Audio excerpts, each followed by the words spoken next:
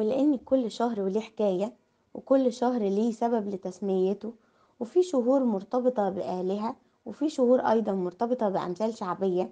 ما تيجوا نتعرف على الشهور القبطية ونبدأ حكايتنا بيه.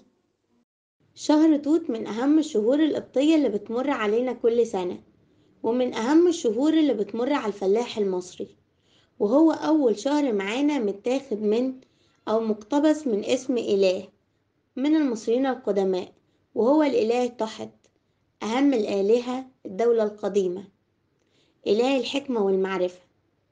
شهر توت هو أول شهر في السنة القبطية، ولأن السنة القبطية هي عكس السنة الميلادية، هي بتبدأ من شهر 9، بيبتدي يوم 11 سبتمبر وبينتهي يوم 10 أكتوبر.